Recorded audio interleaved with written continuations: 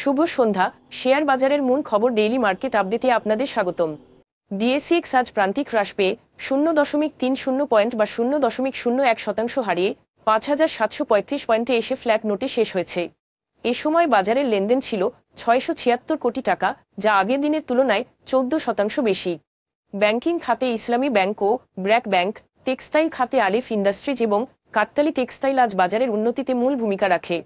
অন্যদিকে টেলিকমিউনিকেশন সেক্টরে গ্রামীণফোন ও রবি আজিয়াতা, ফার্মাসিউটিক্যালস সেক্টরে স্কয়ার ফার্মাসিউটিক্যালস এবং রেনাতা, শিল্প খাতের ওয়ালটন হাইটেক ইন্ডাস্ট্রিজ এবং খান ব্রাদার্স পিপি ওভেন ব্যাগ ইন্ডাস্ট্রিজ মূলত বাজারের পতনে মুখ্য ভূমিকা রাখে, যার ফলে আজ বাজার ফ্ল্যাট নোটে শেষ হয়।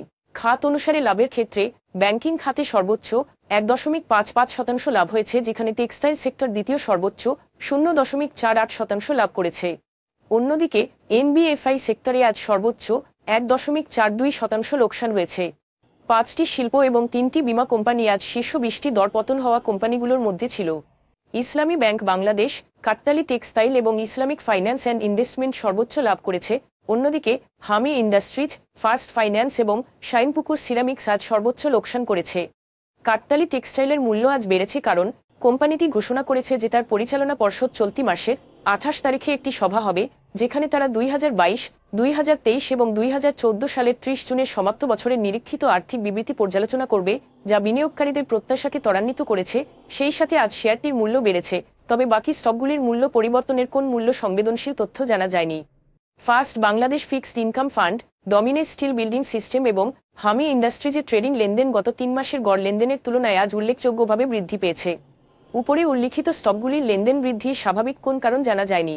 আজকের শীর্ষ দুটি সংবাদ: দুর্বল তারল্য ব্যবস্থাপনা এবং ঝুঁকিপূর্ণ ঋণ প্রদানের কারণে বাংলাদেশের 11টি বেসরকারি ব্যাংক আর্থিক অস্থিতিশীলতার সম্মুখীন হচ্ছে, যার ফলে খেলাপি ঋণের পরিমাণ বেড়েছে।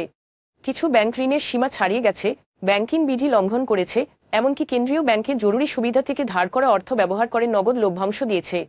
তবে নতুন ম্যানেজমেন্ট টিমের সাথে ঋণ পুনরুদ্ধার এবং আর্থিক স্থিতিশীলতা ফেরানোর প্রচেষ্টা চলছে। আমানত হিসাবের সংখ্যা 11% কমা সত্ত্বেও বাংলাদেশের ব্যাংক বহির্ভূত আর্থিক সংস্থাগুলো এপ্রিল-জুন প্রান্তিকে মোট আমানতের মধ্যে 2% বৃদ্ধি রেকর্ড করেছে। 35টি এনবিএফসি সংস্থাগুলোতে ব্যক্তিগত হিসাবে ঘাটতির কারণে প্রাথমিকভাবে এই পতন ঘটেছে। তবে এন্টারপ্রাইজ আমানতের বৃদ্ধি, বিশেষত ফিক্সড ডিপোজিট রসিদের মাধ্যমে এই পতন ঘটেছে। বিশেষজ্ঞদের মতে প্রচলিত ব্যাংকগুলির তুলনায় এনবিএফসি সংস্থাগুলোর উচ্চ সুদের হারে ঋণ দেওয়া এর পেছনে মূল কারণ। অন্যান্যদের মতে দুর্বল সংস্থাগুলি যেন আমানতকারীদের আমানত অন্যত্র সংরক্ষণ করার পরামর্শ দেয়। আজ এ পর্যন্তই।